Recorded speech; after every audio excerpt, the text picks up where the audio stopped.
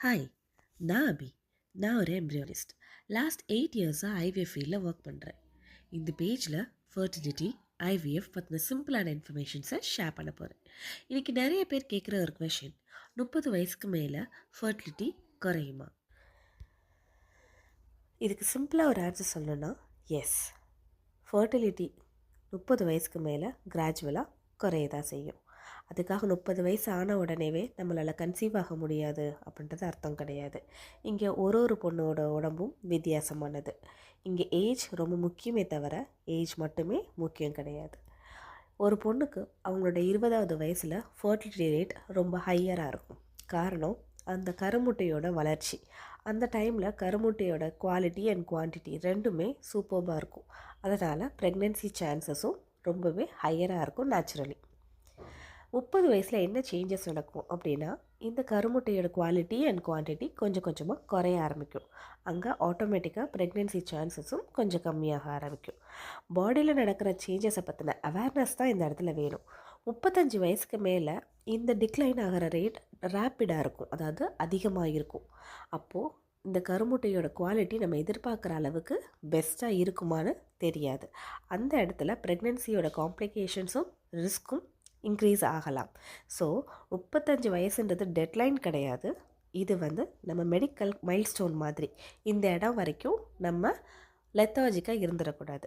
இதுக்கு முன்னாடியே இதை பற்றின அவேராக இருக்கிறதும், நம்ம போய் டாக்டர்ஸ்கிட்ட கவுன்சிலிங் எடுத்துக்கிறதும், நம்மளை செக்அப் பண்ணிக்கிறதும் ரொம்ப அவசியம். ஏஜ் மட்டுமே ஃபர்டிலிட்டிக்கு இம்பார்ட்டண்ட்டா, அதுதான் அதை டிசைட் பண்ணுதான்னு கேட்டால் கண்டிப்பாக கிடையாது. அதை தாண்டி நிறைய விஷயங்கள் இருக்குது. அது என்னெல்லாம் அப்படின்னா, வெயிட்.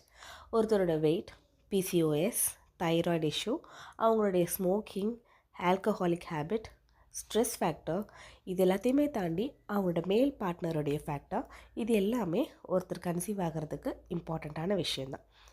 நான் முதவே சொன்ன மாதிரி ஏஜ் முக்கியம், ஆனால் ஏஜ் மட்டும் இல்லை, இது எல்லாமும் சேர்ந்து தான்.